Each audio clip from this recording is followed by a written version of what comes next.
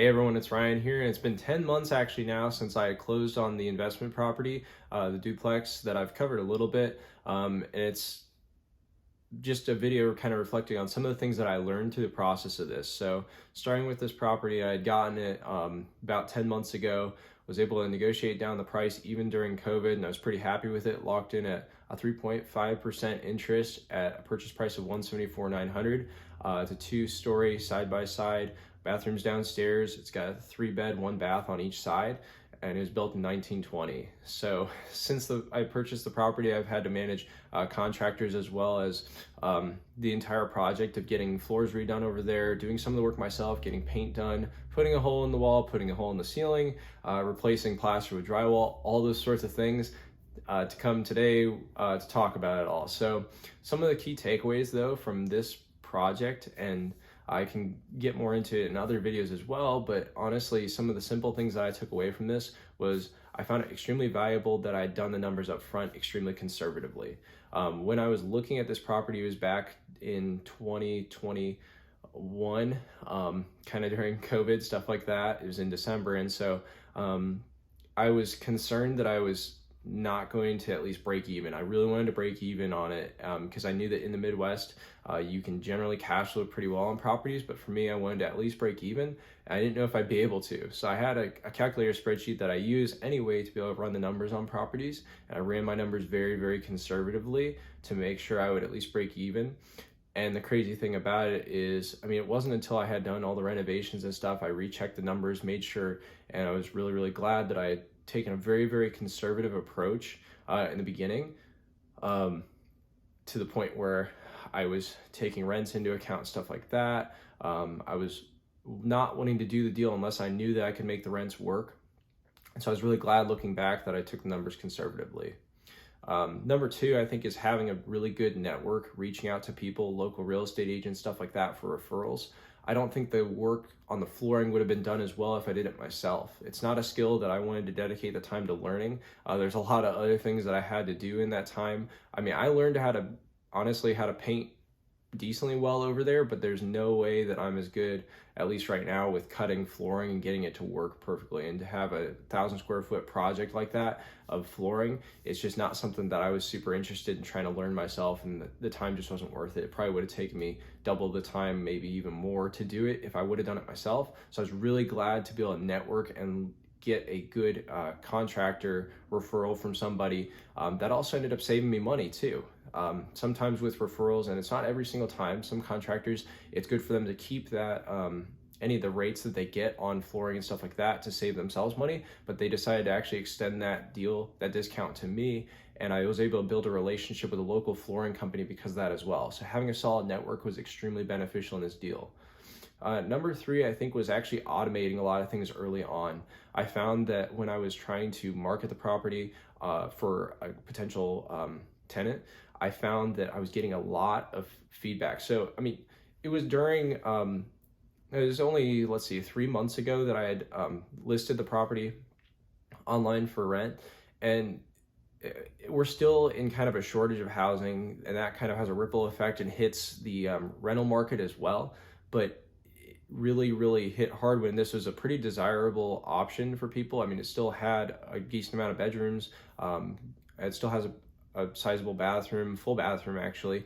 And so it was desirable enough that I got a ton of people reaching out on Facebook Messenger mainly and saying, hey, when can I look at this? When can I look at this? And the problem is, I can't show it to every single person. I mean, I just do not have the time in the day to be able to do that. I'm working a full-time job, also working as a real estate agent, and trying to manage this at the same time while trying to learn and grow and read and stuff like that, all these different things, and spend time with family. It's hard to manage that, so I have to create a system to be able to manage that. So one of the things I started doing was I created a Google document, and I ended up creating kind of some template responses. Now, for me, I had to kind of copy and paste this all, but a Control-C, Control-V, if you know what I mean, Command-C, Command-V, just quick on the computer, can be a quick response to somebody, and it kind of cuts out the fluff of people saying, hey, when can I look at this? I say, hey, take a look at this Google form that I've created, fill out all the information, and then we can get an idea of if this is a good fit. because honestly, this also provided the best service as well. If this property was not a good fit for somebody, I approach it the same way I do as a real estate agent. I still want to find the best property for somebody, make sure it's a good fit for them. And I want to make sure that it's something they vibe with as well. So I had to create a system to be able to follow up with all these people, funnel all these people down into the people who were actually able to qualify for it. With the criteria that I have. And that's why I was also glad to have the solid criteria to go based off of. That's something that takes time. I mean, in my 2 years of research leading up to this entire project, I learned all the things that I need to know for the criteria, things that would matter, but it all boiled down to that at the end of the day. And so creating those systems, and then I ended up using an online tool, apartments.com, to be able to manage the entire rental because I needed something that was inexpensive. Apartments.com is free, something that I could do rent collection online, and something where I could handle all my maintenance requests, stuff like that. I don't use QuickBooks or anything like that yet for accounting and bookkeeping, but I needed at least something to be able to track that stuff online to make it accessible from anywhere, because it needs to be a system that I can grow as well. So I also handled a lot of showings remotely. I know a lot of people may be a little bit critical of this. They're not as comfortable with just saying, hey, take the keys, take a look at the home. But this is something I took away from a book called Landlording on Autopilot.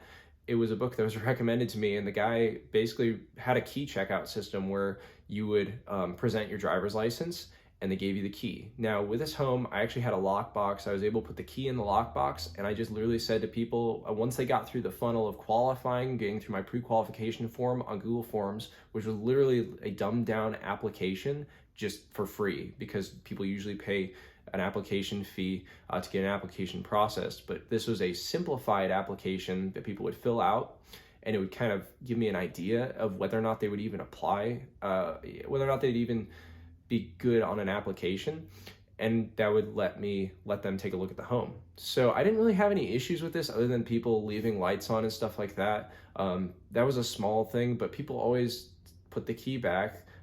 They always locked the door, which was good. Now I may have to change the system in the future, but it saved me a ton of time.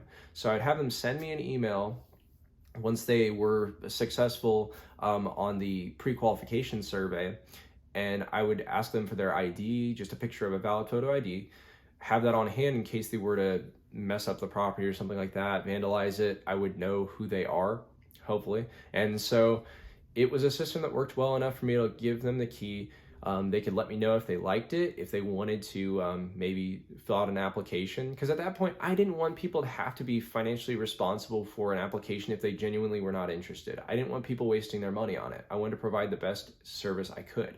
I mean, $40 is $40, but that's still $40. And so it matters, and it's money. And so I had that key system that saved me a ton of time. They always put the key back. And the other thing too that helped me out is having all these remote systems that I didn't have to be there for. I know this is probably something where people are looking at and they're rolling their eyes and saying, well, that's a no-brainer to use that. There's a lot of people that don't operate that way. When I got to this home, they had just manual door locks that everyone's always used. Since then, I've put keypads in, one of the things that saved a ton of time, but it's one of those things of just putting those systems in place. So those are some of the things that I learned in the process of all this. I know it's been 10 months since all this, and I'm kind of wanting to approach the next opportunity pretty soon here. I'll probably stack up to a fourplex rather than just stay with a duplex, but that's something where time will tell, and I'm eager to see where things take me. Hopefully you found some value in this video. If you have any questions, feel free to let me know. I'd be more than happy to try to share some of these forms and templates and documents with people. I want people to be able to save time when managing properties, especially if you're trying to save money by self-managing. So I want this information to be available to people. It's taken me 10 months to learn all these things, and I'm so glad that I spent the 10 months learning them, but I also do like being able to compress things down and learn things faster.